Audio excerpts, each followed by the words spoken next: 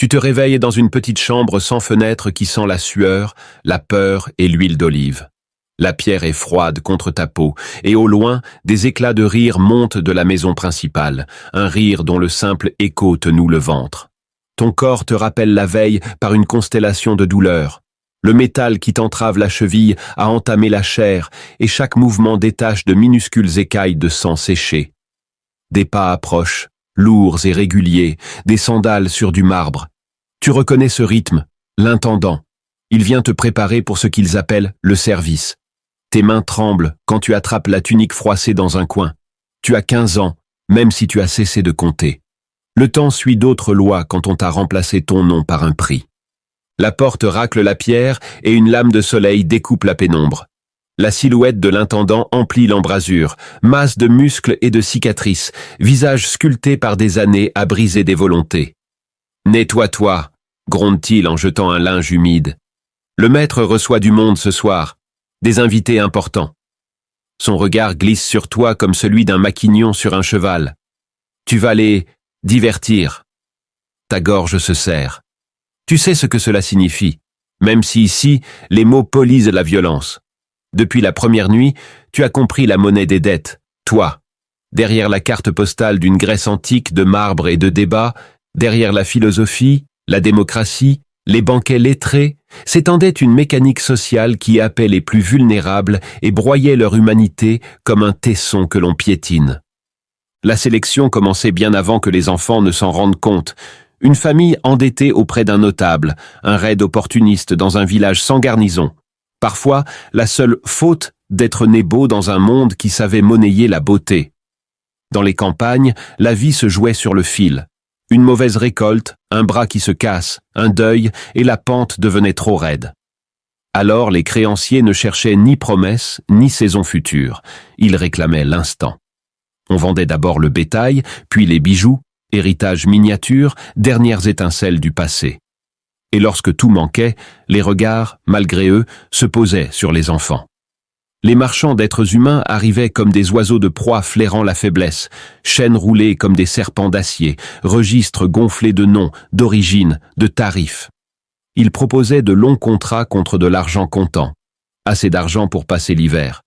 Cela paraissait presque généreux quand la faim comptait les heures. À 12 ans, on ne comprend pas l'arithmétique du désespoir.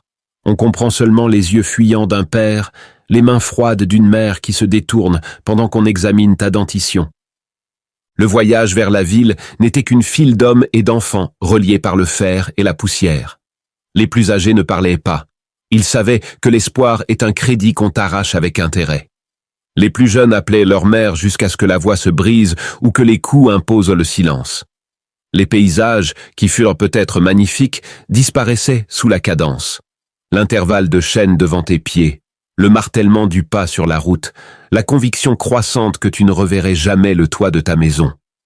Le marché d'Athènes était un tumulte d'ordre, d'odeurs et d'yeux qui évaluent. On te lavait, on t'huilait, non par bienveillance, mais parce que la marchandise propre se vend plus cher. On te rangeait dans la catégorie maison, champ, atelier, selon les critères du jour.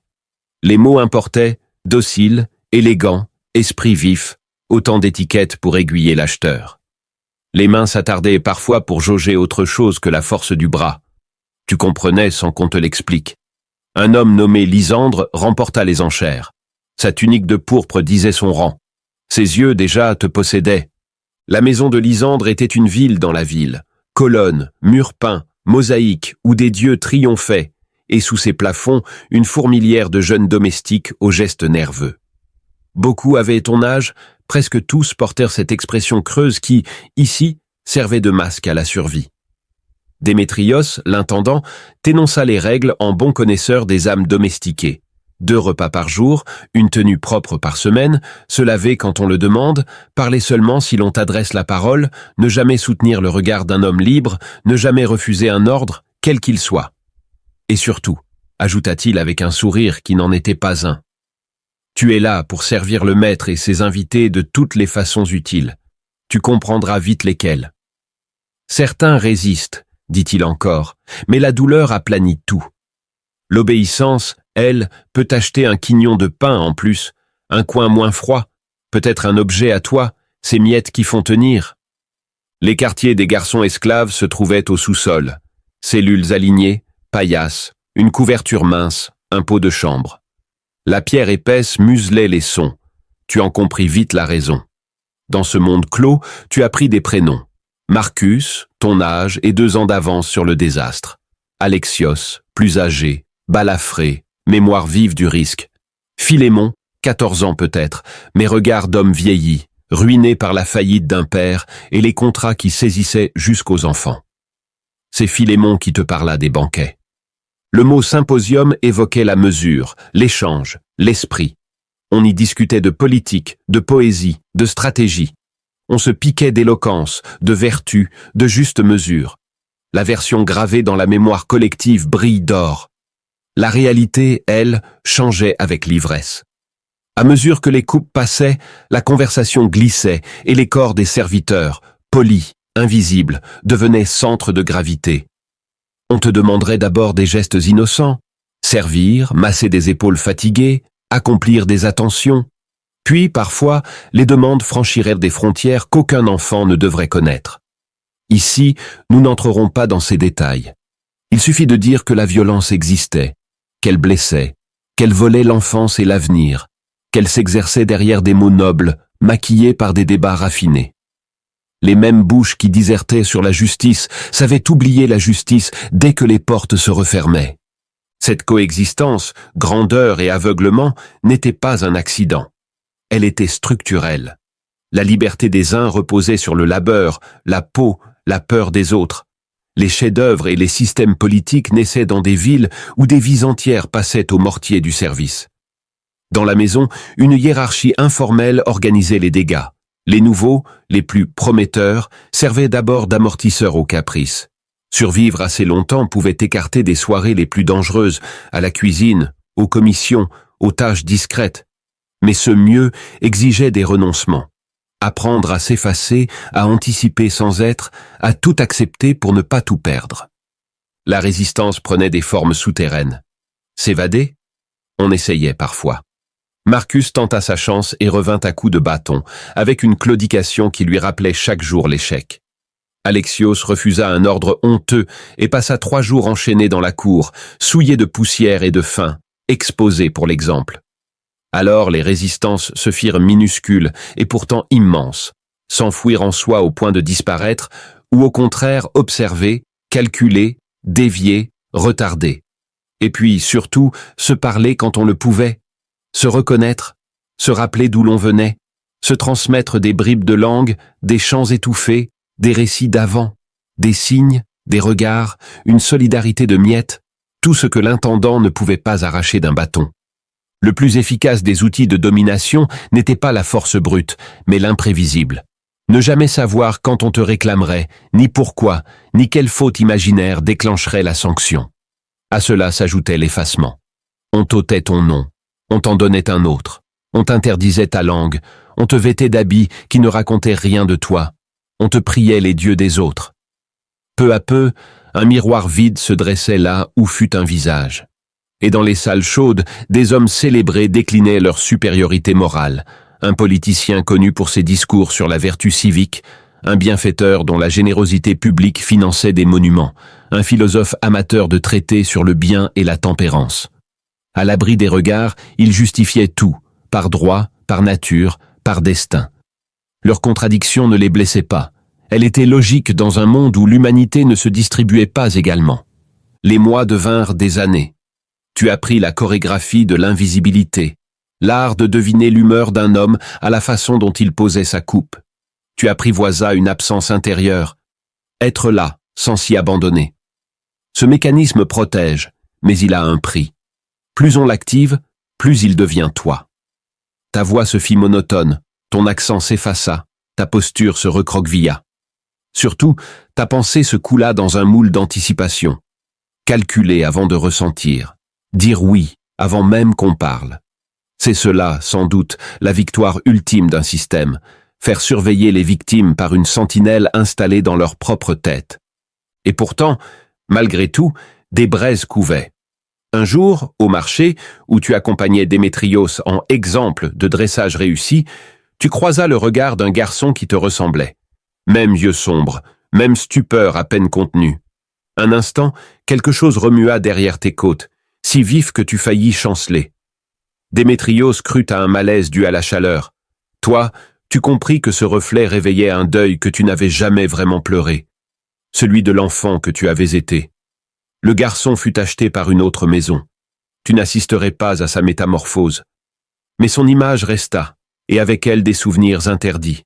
La voix d'un père, l'odeur du jardin maternel, le vent dans la pente quand on court sans raison. Ces images sont dangereuses et salutaires. Elles menacent la carapace, mais témoignent qu'il reste quelqu'un dessous.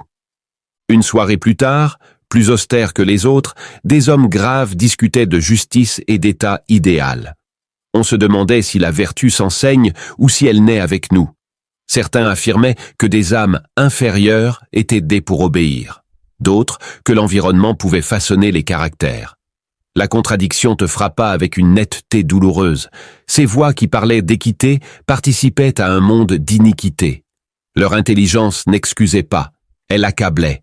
Ils savaient, mais choisissaient. Ainsi, le système n'était pas un accident d'ignorance, mais une architecture de décision. Le temps passa encore. À la fenêtre minuscule de ta cellule, tu regardais le ciel de la même couleur qu'au-dessus du toit de ta maison perdue. Tes pensées se firent lointaines, comme une musique entendue d'une cour voisine, belle, mais sans pouvoir sur le présent. Dans la maison, les cycles continuaient. Nouveaux arrivants, préférences, rotations. La maison elle-même devint personnage. Ses mosaïques magnifiques, ses murs peints, ses couloirs brillants, tout cela formait une scène où beauté et effroi cohabitaient, indissociables. Vint le moment où l'on ne te vit plus. Non pas l'invisibilité apprise, mais celle qui frappe les corps usés. Ton utilité déclina. D'autres, plus neufs, absorbèrent à la demande. Démétrios t'annonça un matin qu'on te vendait à une exploitation minière en montagne. Ce n'était ni châtiment, ni promotion. Une ligne comptable. Les mines, tout le monde le savait, étaient une fin lente. Tu reçus la nouvelle avec cette neutralité qui te protégeait depuis longtemps. Qu'importe le lieu quand le destin est le même. Pourtant, la veille du départ, Marcus glissa dans ta main une petite pièce de métal affûtée. Un outil ambigu. Défaire un anneau, ouvrir une serrure, se défendre ou s'ouvrir la veine. Il ne dit rien. Il t'offrait un choix. La nuit fut longue. Tu fis l'inventaire des issues. Fuir et presque sûrement être repris. Frapper et mourir aussitôt. Choisir toi-même le dernier geste. À l'aube, tu cachas l'objet dans une fissure que d'autres connaissaient. L'idée que ton histoire puisse aider une autre vie te sembla plus forte que l'envie de partir seul. Sur la route des mines, tu contemplas les montagnes, les torrents, des villages jumeaux du tien. Tu ne tentas pas de t'évader. Les chaînes rendèrent le rêve abstrait. Tu pris congé du monde à ta manière, en regardant, en respirant, en te souvenant. Le camp minier était pire que sa réputation. Des galeries étroites, prêtes à s'effondrer, un air chargé de poussière qui brûle les poumons, des quotas pensés pour user vite. Et pourtant, même là, un ordre secret existait. Une entraide parcimonieuse mais réelle, des réseaux de nouvelles, le partage de nourriture, de conseils, de regards. Surtout, la mémoire. On murmurait des noms, des dialectes, des coutumes, des fragments d'histoire que la maison avait voulu effacer. Ta propre trajectoire devint un fil supplémentaire dans cette tapisserie orale. L'enfant de montagne vendu pour une dette, l'adolescent qui avait traversé la maison de Lysandre, l'homme jeune qui avait choisi de transmettre une chance plutôt qu'une fin. La mort, quand elle arriva, ne fit pas de bruit. Tes poumons, travaillés par la poussière, cessèrent de lutter. Tes forces te quittèrent après un énième effondrement. Tu partis entouré de ceux qui avaient promis de se souvenir. Et c'est là que réside l'essentiel. Ces histoires n'ont pas de véritable dernière ligne. Elles traversent les époques, elles murmurent à l'ombre des monuments, elles grattent la surface des récits officiels. La Grèce classique, admirée pour ses arts, sa pensée, ses institutions, s'élevait aussi sur la souffrance de foules silencieuses. Ce n'était pas un hasard contradictoire, c'était une double face. Regarder ce passé n'est pas un exercice d'archéologie moraliste, c'est un miroir. Car les systèmes changent de nom, peaufinent leurs procédures, et l'on se rassure à coups de lois et de chartes. Mais le mécanisme, transformer la peine des uns en confort des autres, persiste. Les chaînes ne claquent plus sur les quais d'Athènes, elles prennent la forme de circuits économiques et de dépendances invisibles. Les débats raffinés continuent parfois de couvrir des renoncements éthiques. Des industries entières reposent encore sur la vulnérabilité des plus jeunes. Des plateformes amplifient des comportements destructeurs au nom de l'attention. Des supply chains dissimulent la sueur derrière des étiquettes. On se félicite d'œuvres splendides, d'innovations brillantes, tout en détournant le regard lorsque l'origine de ce confort dérange. Ce constat n'exige pas le cynisme, il réclame la vigilance. Ce souvenir n'est pas seulement honorer des morts anonymes, c'est refuser la cécité confortable. Les mosaïques sont toujours belles, les discours toujours éloquents, les architectures toujours grandioses. Mais sous les pierres, il y a des strates d'histoire. Dans les strates, des voix. Et parmi ces voix, celle d'un garçon du monde d'hier nous rejoint aujourd'hui, au milieu de nos villes lisses, pour nous poser une question qui, de siècle en siècle, ne change pas. Que sommes-nous prêts à voir et qu'acceptons-nous d'oublier pour que notre monde continue de briller? Alors si, un soir, tu croises une salle éclatante, des rires, des mots bien choisis et des visages assurés, souviens-toi, la beauté n'est pas un alibi. Elle n'annule pas la dette des vies brisées qui l'ont rendue possible. Et dans le souffle d'un corridor, dans l'ombre d'une marche, dans l'écho d'un pas, il y a peut-être le battement discret d'une mémoire qui insiste pour survivre. Parce que nous sommes eux, et ils sont nous. Seul le temps change le décor. Il n'a jamais suffi à rendre l'oubli juste. Nota méthodologique, les pratiques de l'esclavage dans les cités grecques, les usages sociaux des banquets et la hiérarchie domestique varient selon les lieux et les périodes. Les sources anciennes, souvent écrites par des hommes libres et aisés, présentent des angles morts. La présente narration se fonde sur des constantes documentées, endettement, vente contractuelle, marché, domesticité, mine, contrôle des corps et des langues, et s'abstient volontairement de toute description explicite lorsqu'il est question d'atteinte, par respect éthique.